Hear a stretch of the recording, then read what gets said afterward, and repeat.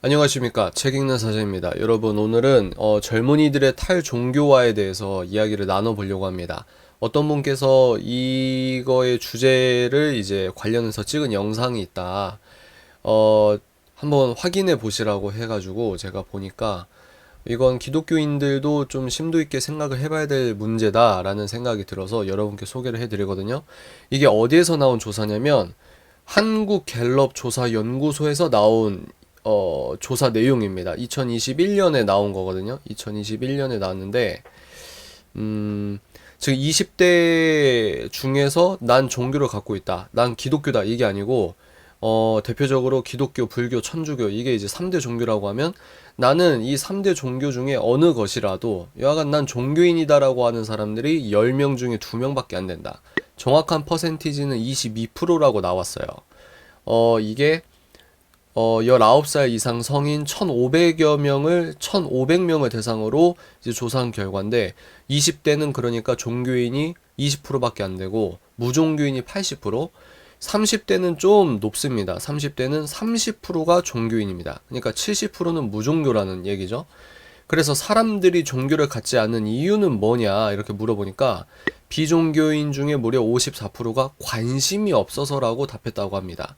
관심이 없어서. 이걸 바꿔 말하면 이제 교회 입장에서, 기독교 입장에서 바꿔 생각하면 사회에서 내가 이걸 보고 어떻게 해석해야 되냐에 대한 어떤 현실적인 어떤 복음적 브릿지라고 할까요? 이런 것들이 결여된 어떤 반영이 아닐까라는 생각이 듭니다. 그리고 왜 종교를 갖지 않냐 이렇게 또 물어봤을 때 두 번째 높은 비율이 19%, 종교에 대한 불신 때문이다. 종교에 대한 불신. 이거는 어떤 언론의 영향이 크다고 생각이 듭니다. 그리고 언론의 영향이나 자기 부모님이나 자기 지인이 종교인에게 신뢰감이 있고 어떤 이럴 것이야 저럴 것이야 라는 기대감이 있었는데 인격적인 어떤 모순적인 부분을 보면 어떻게 불교든 천주교든 기독교든 어떻게 종교를 가진 사람이 이렇게 할 수가 있어? 라는 식의 생각을 갖기 마련입니다. 근데 그 생각의 저변은 종교인은 다를 것이다. 더 구체적으로 말하면 교회 다니는 사람은 다를 것이다 라는 일말의 기대가 있습니다. 반대로 생각해보면 어떻게 무신론자가 저럴 수 있어? 진짜 실망이야. 나 신을 믿을래. 이런 사람은 없거든요. 이거 자체가 영적인 어떤 진리를 투영하고 있는 내용이다. 저는 그렇게 보고 있습니다. 그리고 왜 종교를 갖지 않냐? 세 번째 이유는 17% 정신적 여유가 없어서라고 말을 했다고 합니다. 이게 정말 역설적이죠? 왜 역설적이냐면 정신적 여유가 없어서 종교를 못 믿는다, 안 믿는다. 이건 정말 우리 교회가 정말 회개해야 되는, 우리 모두가 회개를 해야 되는 부분이라고 생각합니다. 왜냐면 정신적 여유가 없기 때문에 사람들이 필라테스를 다니거든요. 정신적 여유가 없기 때문에 요가를 배우는 거고, 정신적 여유가 없기 때문에 힐링이라고 하면서 캠프를 떠나고, 이런 것들이 다 정신적 여유를 찾고 싶어서 종교가 아닌 다른 것들을 종교화 시켜서 자기가 취미 생활이든 어떤 취향이든 어떤 철학적으로 사색을 하든 이런 부분이 있는 겁니다. 그러니까 종교계에서 해야 될 것들을 종교계가 넣어주질 못하다 보니까 현대인들이 많이 이탈이 된 거다. 이렇게 생각이 듭니다. 필라테스에게 졌다라고 말하기는 좀 너무 비참하고, 왜냐면 사람들이 운동을 하고 헬스를 하면서 정신적으로 직장에서 스트레스를 많이 받는데 이런 것들을 운동하면서 그냥 풀거든요. 열심히 하고 땀 흘리고 이런 것들. 이런 게 이제 현대인들의 힐링 아닌 힐링이 아니겠는가. 참 우프죠, 여러분? 근데 이제 종교는 종교고, 그러면 너 종교를 떠나서 신이 있다고 믿냐? 이 부분에서는 1984년에는 51%가 우리나라의 한국인들 중에 절반이 신의 존재를 믿었는데, 올해에는 39%만이 신의 존재를 인정했다고 합니다. 그래서 저 39%가 약 40%라고 한다면, 저 개인적으로는 20년이 아니지, 40년이 지났는데 11%밖에 하락을 안 했다? 저는 이거는 좀 희망적이라고 보는 입장이거든요. 그러니까 너가 불교든 천주교든 아니면 뭐 기독교든 그런 거 다 떠나서 이 세상에 신이 있다고 생각하니? 유실론이니? 이거거든요. 근데 여기에서 무려 현대인들 중에 40%가 신이 있다고 믿었다. 이거는 아직도 희망적인 부분이라고 생각을 하고, 자, 그러면 개인 생활에 종교가 중요하냐? 너 개인 생활에, 그러니까 말하면 월, 화, 수, 목, 금, 토, 요일 너의 삶에 종교가 중요하니? 라고 물었을 때 그렇다고 답한 비율이 40년 전에는 68%였는데 올해는 38%였다고 합니다. 무려 30%가 떨어진 거예요. 근데 여러분 참 이게 희망적인 게 뭐냐면 다만 개신교인의 경우 1984년 조사를 시작한 이후 줄곧 90% 정도가 개인 생활에 종교가 중요하다고 답해 다른 종교인에 비해 높은 비율을 보였다. 이게 우리 복음의 힘 아니겠습니까? 복음의 힘? 이런 게 저력이죠. 그죠? 개인 생활에 종교가 중요하다라고 한 게 1984년도에 조사를 시작했는데 이때부터 40년이 지난 지금까지 90%가 개인 생활에 내 월, 화, 수, 목, 금, 토, 요일에 종교가 중요해 라고 답을 했다는 거죠. 그러니까 제가 아까 말씀드린 저의 예측이 맞을 확률이 높다고 저는 개인적으로 생각하는 게 뭐냐면 개인 생활에 종교가 중요하다라고 90%가 생각하는데 막상 종교인은 20%밖에 안 돼요. 20대 중에. 그러니까 얘네들은 내 개인 생활에서 종교가 어떤 설명적인 어떤 브릿지라고 할까요? 이 설명을 못 해준다는 이 빈 공간이 점점 간극화되는 건 아닌가 이런 생각을 하게 됩니다. 또 이제 종교가 우리 사회에 도움을 준다고 생각하느냐는 물음에는 38%만 긍정적으로 답했다고 합니다. 여기서 종교는 불교, 개신교, 천주교 다 합한 겁니다. 이제 마지막은 비종교인들이 호감을 보이는 종교로는 불교가 20%로 가장 높았다. 천주교가 13%였다.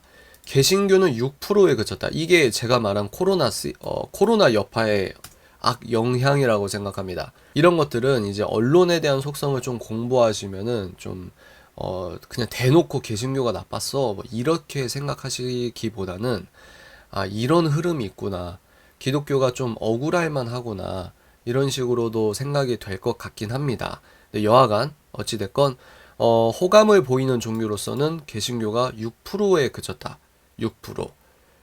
그러면 이런 통계를 보면은 그래 교회가 각성해야지 이런 거는 누구나 생각할 수 있어요. 여기에서는 이제 두 가지 어떤 신앙적 기질이 작용을 한다고 생각합니다. 첫 번째는 뭐냐면 이런 현실 앞에서 우리가 본질로 돌아가자 이러면서 성령 운동, 어떤 예배, 기도 운동 이런 것들을 열심히 하려고 이게 해답이다라고 생각하는 분들이 있고 저도 약간 이런 쪽이긴 합니다. 근데 이제 나머지는 뭐냐면 우리가 어떻게든 이 넌크리스천들에게 교회가 좋은 모양이라고 하는 것들을 보여줘야 된다. 이런 식으로 다가가서 전도와 선교적 마인드가 신앙적 기질로서 좀 더 세신 분들이 있거든요. 뭐가 맞냐? 뭐가 맞을까요? 둘 다 맞죠. 왜? 우리는 하나님의 거룩한 퍼즐 조각일 뿐입니다. 가끔씩 자기가 이제 퍼즐 조각의 판을 짠다. 이렇게 말하는 사람들은 저는 좀 거기에 동의는 못해요. 왜냐면 판을 짜는 분은 하나님이시고, 우리는 개개인 자체가 다 퍼즐 조각으로서의 역할만 충실하면 되는 거기 때문에, 역사는 주님께서 주관하시는 거죠. 하나님께서.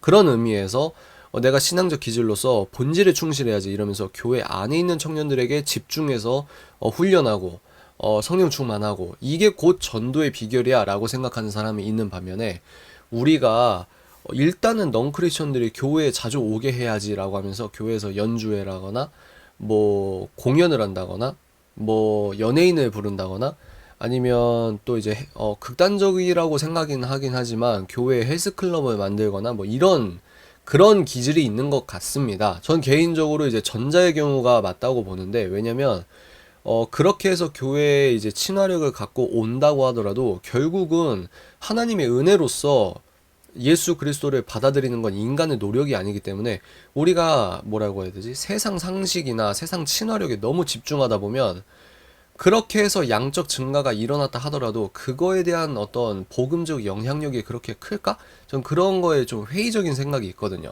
한 명, 두 명이 믿어도 제대로 믿어야 된다. 이 제대로 믿는 사람들의 어떤 복음적 설파와 선포가 곧 사람들의 영혼을 휘어잡는 영적 카리스마의 통로 역할을 한다. 저는 그런 식으로 주장을 하는 바입니다.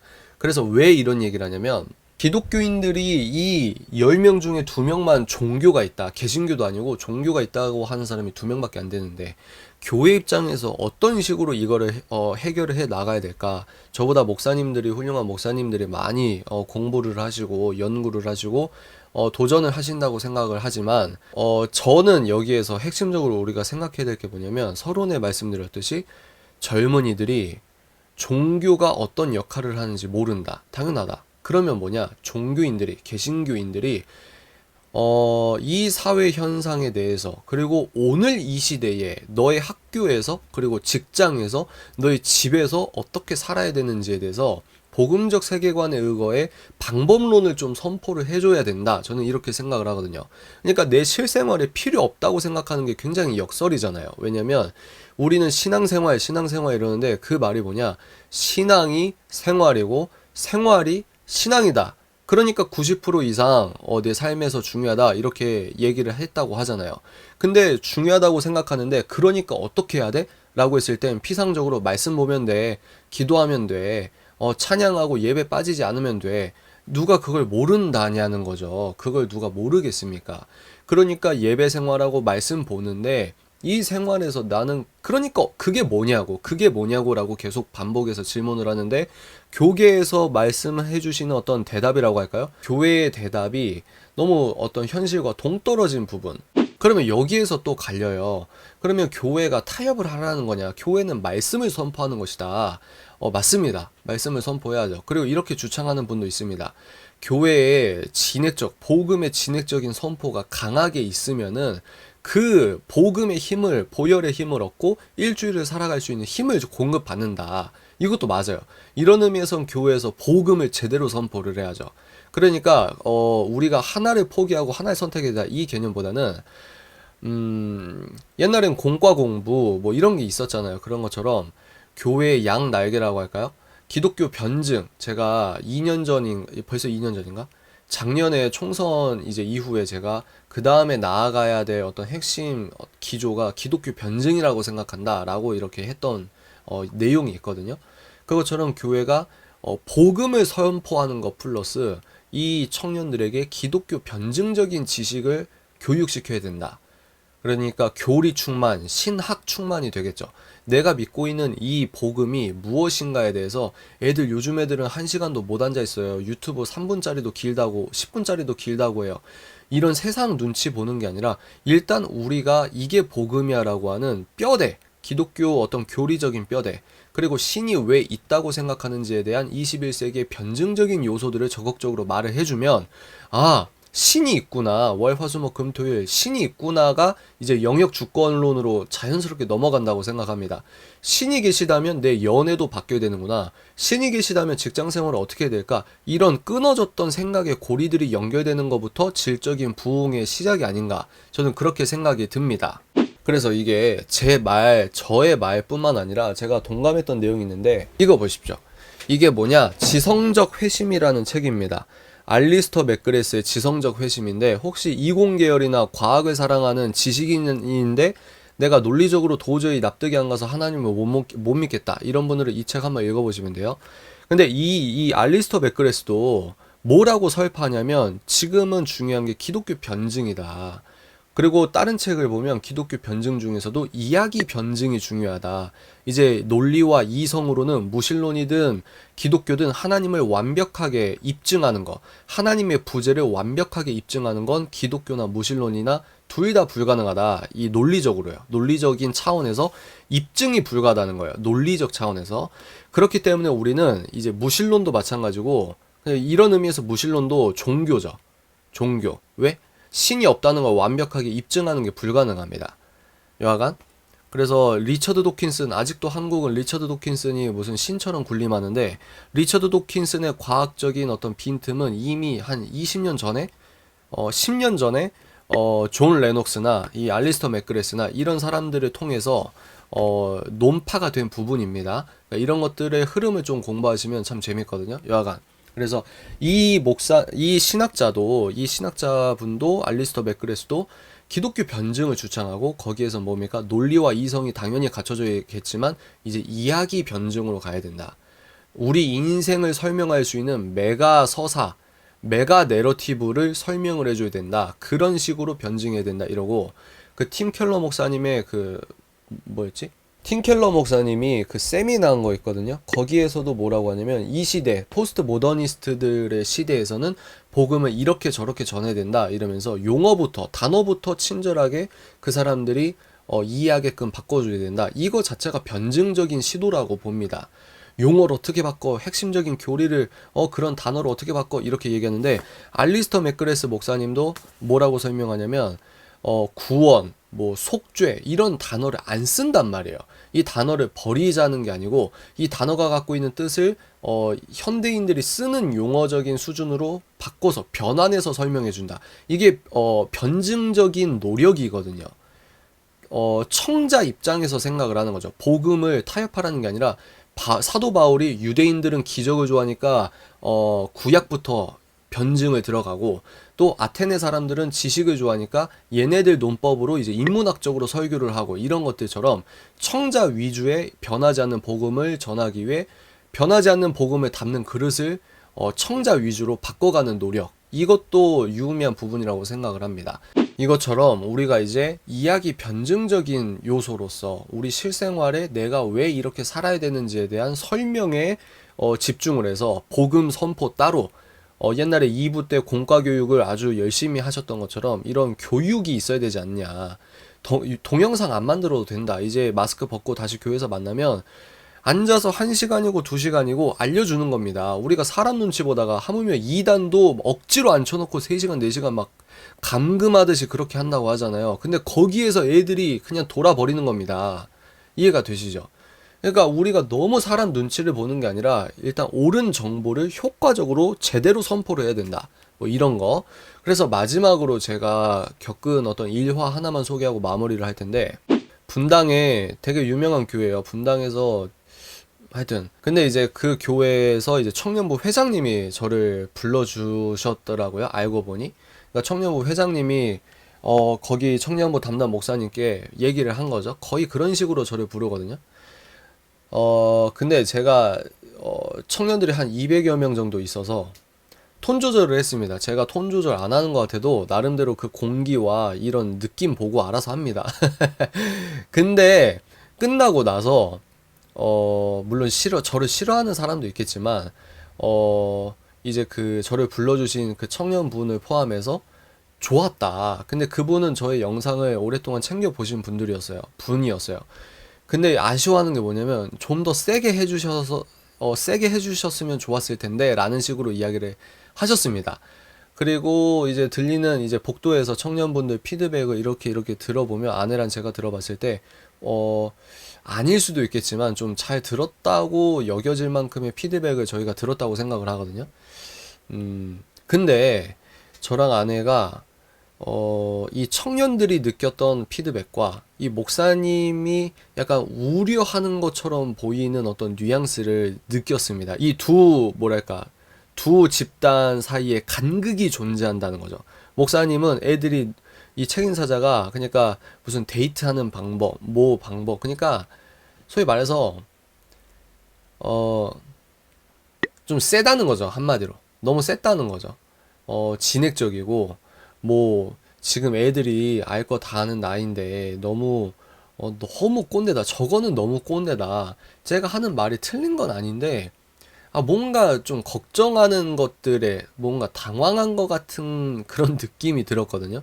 이 지도부는. 근데 반대로 청년분들은 더 왜 세게 안 해주셨냐. 정말 우리가 정신 차려야 된다. 뭐 이런 식으로 그런 걸 바랬다고 하면 이 두 집단의 간극이 저는